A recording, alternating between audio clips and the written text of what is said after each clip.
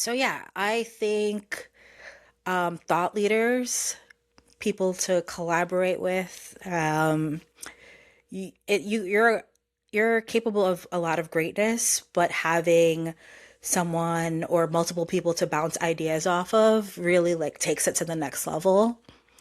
So have talked to like a strategist and like getting their feedback, and one of them had said, you don't want to just be an event. And so like how do you create sustainable programming throughout the year? And it was like something I really was like, oh yeah, that's really I needed to hear that. Okay. So other thought leaders, collaborators, let's say that's one. I think the professionalism as a whole of the community and the artists. Mhm. Like sometimes it's like because it's the art space, right? Like there are certain things that they might not like do, or I think professionalism as a whole is just makes everything simpler. Okay. Keeping to deadlines, keeping to timing.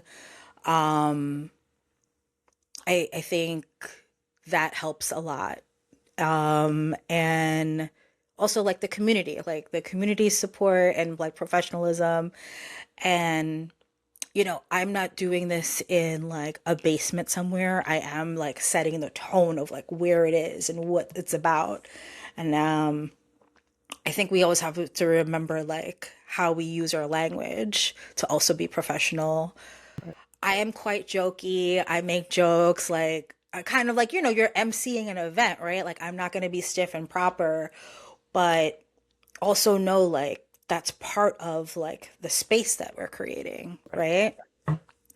right? It might not be everybody's cup of tea, but I can't say we could separate Thrive from me right now, right? So Gotcha. like if you don't like this energy, I'm sorry, but like maybe like right now it's gonna be hard for you. Right. And last but not least, the money, Yeah. financial support, funders, sponsors, partners. I'm cooking up something for New York. Hopefully, I'll have a thought partner and supporter. But yeah, definitely wished I had more of that in Canada. I had like one artist that I was working with, and I was bouncing ideas off of, but it would have been really great to have some more like sustainable financial support. If that's monthly giving, if it's annual giving, just, something with that creates like this platform, this sustainable, right? Right. And I think that it's so important for everyone to understand that there's so many ways you can contribute to the success of something that doesn't require like handing over money, right? It can be, reaching out to the organizer and be like, hey, is there anything that I can help with if you have that kind of capacity, right? It can be, Right. say, local businesses, say folks that make food, restaurants and things like that, being, hey, you know what, want to donate some food to this thing you got going on, would really love to support you. We really believe in what you're doing. Right? Things like that. Like those are ways that we can also support one another.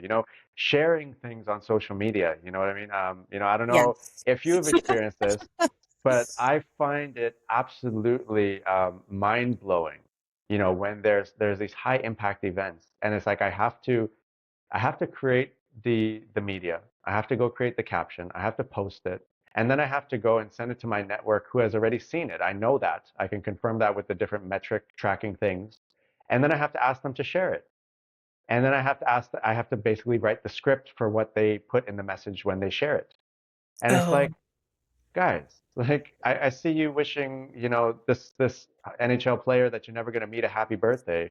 Um, like come on now, right? Like, that, that's so Canadian. you know what I mean?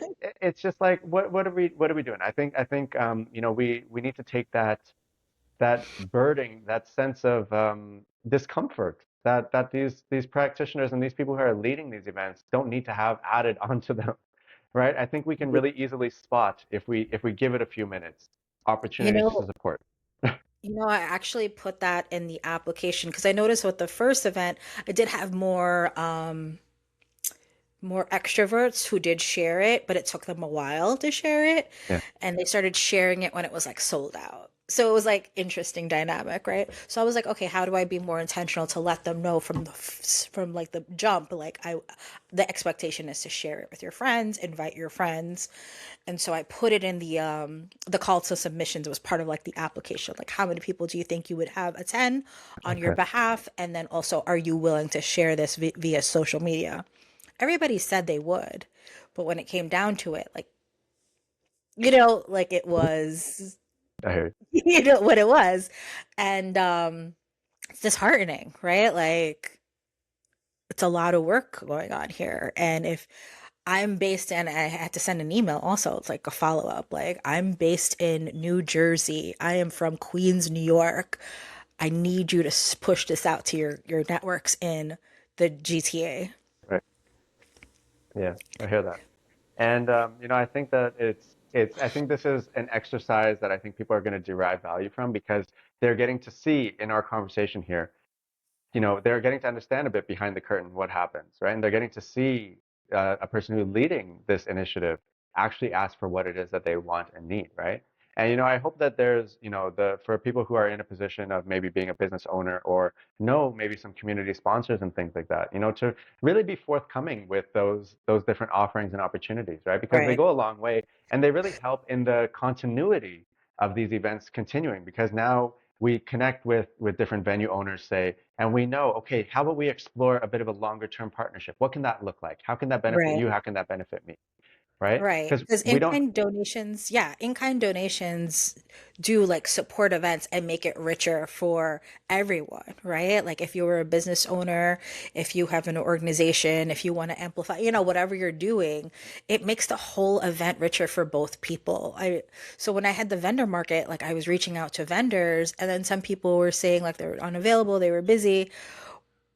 And I guess I was just looking at it like, who's the next best option? I was just hoping more of this like community spirit to be like, push me in the right direction. Like, I was begging people, like, who makes doubles, who makes cheese rolls? Like, I was really like, do you know someone who makes cheese? Like, Yeah. where do you get your cheese rolls from? And then there's like one famous bakery that I had followed her, and then I reached out to her. She was busy, but it was also like who else is there, right? There's not just one Guyanese bakery or one double spot, right? There's multiple.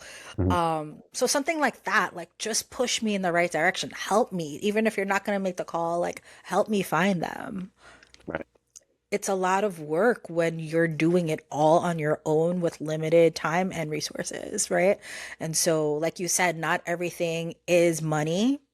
In kind donations, assistance, help, your contacts, all that helps. Yeah. No, I appreciate you sharing that. And for when you have future Toronto-based events, and perhaps if Costa Rica ends up on the map as a possible spot, just know Buena that, vida. yeah, just know that you have my support, and I'll definitely be there to help in any way that I can, whether that's connecting you with the different businesses or people or spots, anything like that. I'll definitely throw my hat in the ring to support with that because I believe in what you're doing, and I want to continue to see you do it and be able to. But you require support as well. And I'm glad that we're in this position right now where we are asking for it. And that makes it more likely you're going to receive it, right? So Awesome. Thank you. I you're so appreciate that. welcome. So I'm a big legacy kind of guy, right? Legacy is very much at the core of how I think and try to live my life, right? Now, often when we think of legacy, people talk about like the legacy that they leave behind, right? It's often one of those maybe more deathbed type conversations, if you will. And to me, I've always seen that as a little bit ineffective because at that point you can't do much. I mean, you're on your deathbed, right? So it kind of makes sense for us to understand that we're not just leaving a legacy, we're living a legacy every single day. And what we choose to live as that legacy becomes our legacy. So for you, do you have a certain legacy that you're incredibly mindful to check in with in everything that you do to see, is this aligned with this or is it not? And what is the legacy that you're hoping is being created by you and the work that you're doing in this present moment that will, echo for eternity, essentially? Mm. Um, I guess there's like multiple legacies, right? Like the legacy that I'm leaving on my children, really intentional parenting, limited screens, very like when they're home, we're in communication, we're having a conversation, we're playing the games on the floor. When I'm in community, it's really about like amplifying our voices, our stories, how to get like more eyeballs, more, like whatever it is. Um, I'm a writer, so one of the things that with Thrive is also like amplifying my platform, right? And to become a published writer, it's one of those things where they do look at your platform and they want to see like how many followers you have. And so Right. like they want to see like minimum 10,000. Need several more to get to 10,000, but it's all the intentional relationships that I feel like I am building to help create and build that platform. So one day when I become agented, I could get published that much faster. So I think, taking care of myself and showing that to my children is also really important to like the legacy that I want them to continue. Like it's moving beyond the ancestral trauma, the generational trauma, like things that happened to me in my childhood, which is mostly what Pagli is about it's a trauma memoir and then it's a jump to becoming a parent myself. That I feel like, and I also tie in the about indentureship and how things that happen in indentureship, how they show in our lives today. So I feel like if I get that book published, I feel like that is a big part of my legacy that I would be leaving behind, right? Like just because something happened to you or happened to your mom or happened to your grandparents and you're this long lineage line, we don't have to continue it. We don't have to speak to our kids that way. We don't have to hurt our kids physically, manipulate them, use psychological warfare. There's so many things that we could be mindful and not continue. And that's with our friend circle, right? That's with our families. That's with our mother-daughter relationships, which are super complicated, I feel like, in the Indo-Caribbean community where there's this like big competition between mothers and daughters, right?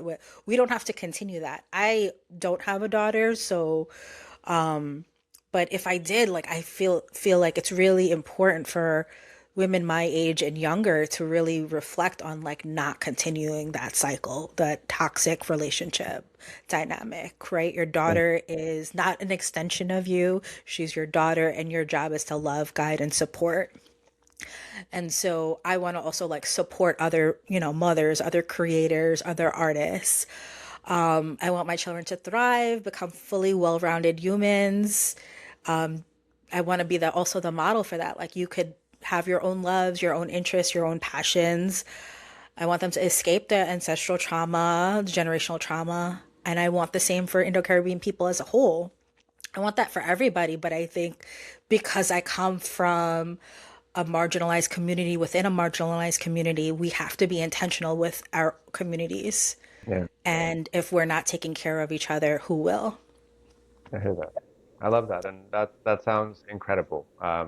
What a legacy that already is, and that you continue to work on every day. I think that's tremendous, and deeply rooted. As you were talking about all of those things, it really seems like you have approached life with this intention of like, which cycles am I going to make sure stop with me, Mm. right? And I think I've really found that that is a theme that's very much at the core of a lot of Indo-Caribbean, especially our age and younger.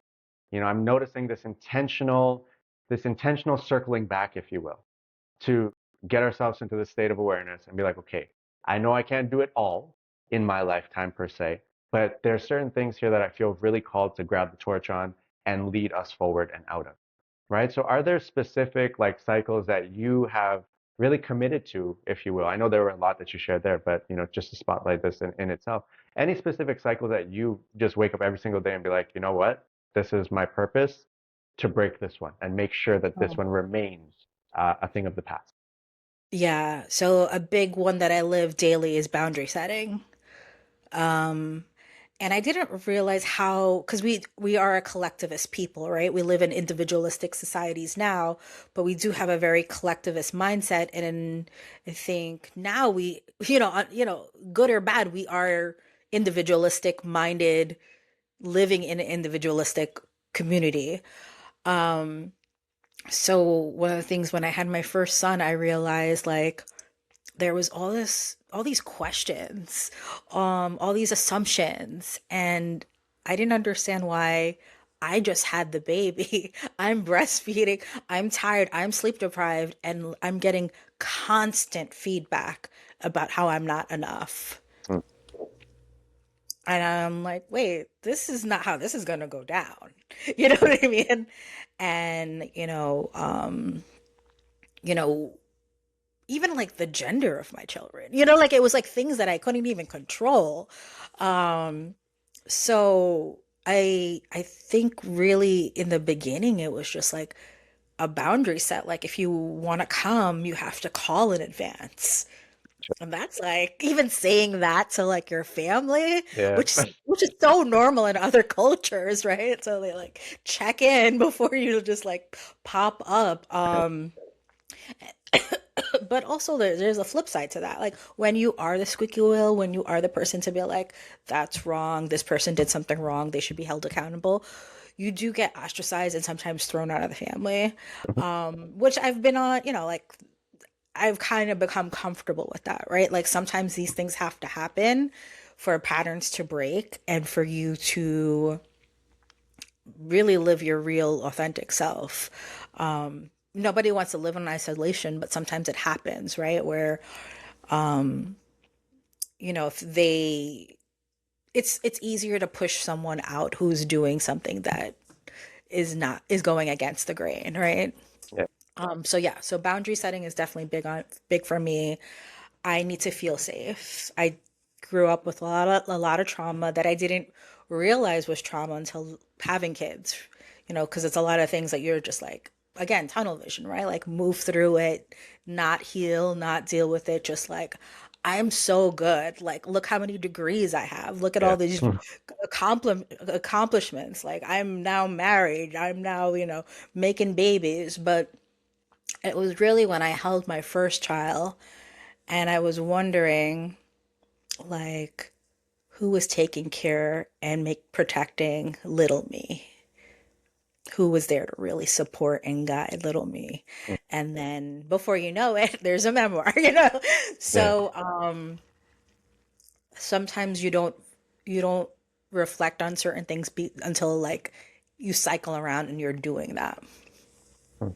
Thank you for sharing that. I think that those are very powerful shares, and I think that it's it's almost like an added, with the responsibility, if you will.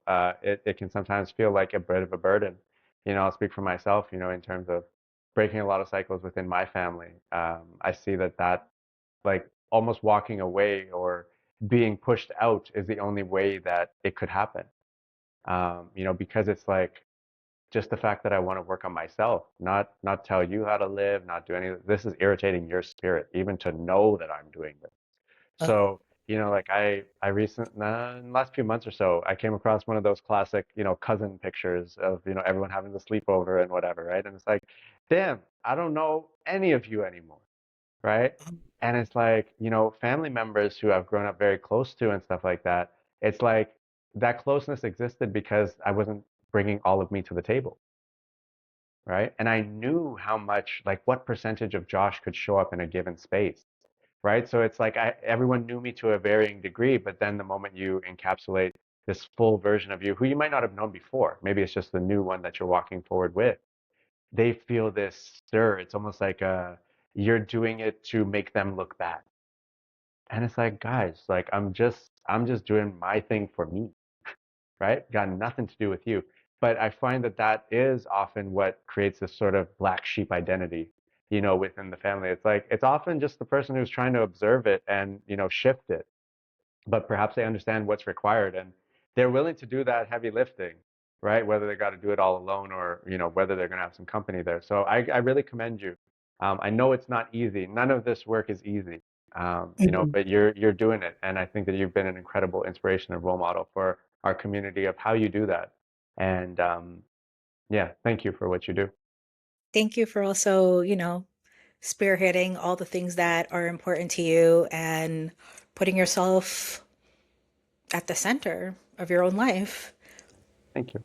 I want to, we are approaching the end of our episode here. And what I want to do is ask you, as we are wrapping up 2025, looking ahead at 2026, is there anything that's really exciting you about 2026? Yeah, continually. Um, I guess I have to always start off with my kids. Like I have like the best kids. Yes. Um, yeah, every day, like it's just, great being in their presence. They're lovely. They're 4 and 8 right now. And I feel so lucky to just like be able to soak up all their beautiful energy and love them and get and be able to heal from their love also.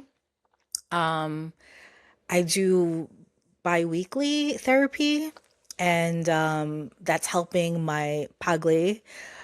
And you don't realize how much work goes into a book, right? Like I have had beta readers, I've had test readers. I'm right now gonna like edit it and send it to an editor. I'm really looking forward to like this being the year to start querying for Pagli. I don't know if you know what querying is, but that's when you start looking for an agent. Um, and then, yeah, I really want to like get it into the universe. I read my prologue at the first Thrive and the second Thrive. And like when you read your work out loud and you just notice like the whole, like, not the whole room, but quite a bunch of people connect. I just know the story needs to be out there, right? Like, so I'm really looking forward to like continuing the work with Pagli. And May 2026 is most likely going to be our next Thrive in New York, most likely Brooklyn.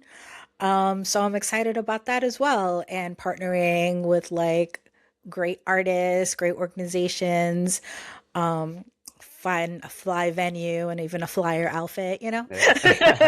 I love it. I love it. That sounds like a really, really great year already, and we're not even in it yet. So, I really look forward to seeing all of this come to life and supporting in any way possible that we can. And, once again, just calling on the community, right? I think we've been very open, transparent, and vulnerable today about needs and how we maybe need to shift the way that we show up. So, let's use this as a moment to reflect and accept where we've gotten to, but also decide whether we want the future to look a bit different than the present and the past have.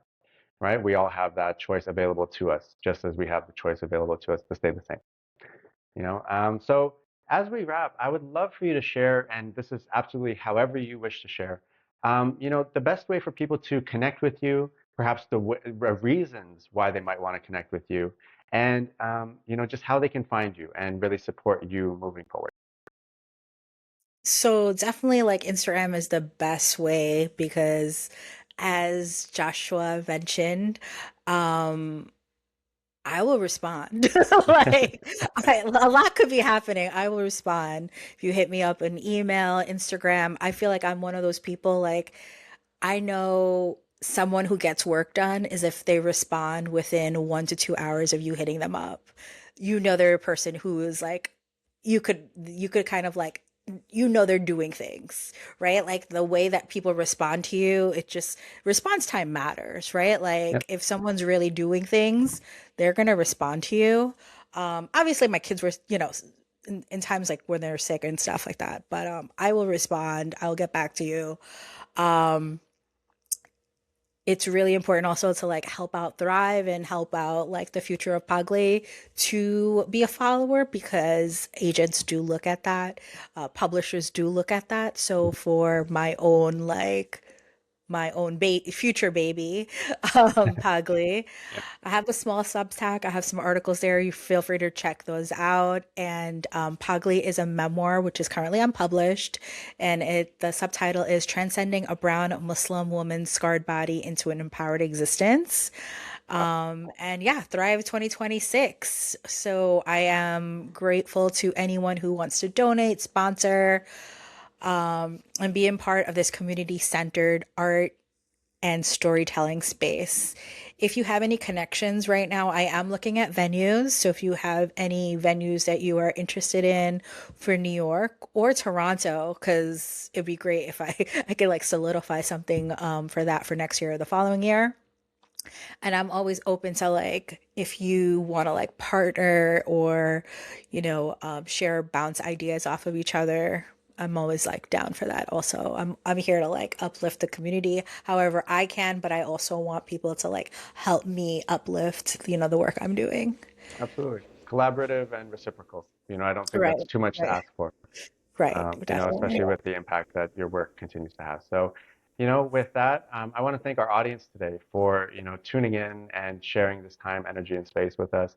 I personally got a lot out of this conversation, and I hope you all did as well. And, I really encourage you, just as we are saying, the engagement really matters. That's our feedback loop, right? That's how we know how to tweak things and improve them moving forward. So we'd love to know in the comments, what you liked, what you learned, what you loved, right? That way that can really help us to understand, what we can focus on in future pieces. And perhaps that can help our art to evolve in different ways, right? So once again, thank you, everybody. Shabana, thank you for all the work that you do and continue to do. You're a light in this world, and I know that you going through the effort and the motions to create this Thrive platform have really given a lot of people the confidence to believe in themselves, right? To believe that what I've created here is worth the attention of someone else. You know what I mean? It's sometimes we just need that. And that can be the catalyst for exponential growth that we don't even know about, right? So thank you for doing what you do. And until next time, All right. Thank you so much. you're Appreciate welcome. you. Absolutely. Take Bye. care.